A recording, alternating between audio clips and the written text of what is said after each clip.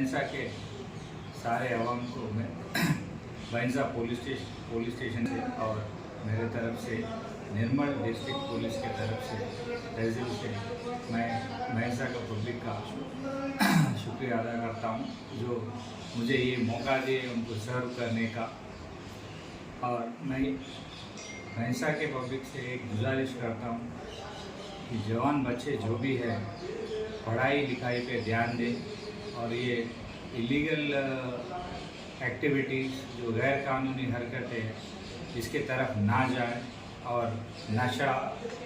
गुटखा ये सब छोड़ दे, उसके तरफ ना जाए और पढ़ाई पे ध्यान दे, उनके लाइफ का तरक्की करे, माँ बाप का बात सुने और पुलिस का भी बात सुने ताकि उनके लाइफ में जो भी बुरा टाइम है वो हम सुधार सकते हैं। उनके अवेयरनेस भी करके कई अवेयरनेस कैंप करके हम उनके अंदर एक बदलाव ला सकते हैं। और मेरा ये मोटिव है भैंसा में कम्युनल फ्री सोसाइटी लाने का मेरा कोशिश जारी रहेगा। और ये मौका देने के लिए सब लोगों को और एक बार मेरा तहे दिल से शुक्र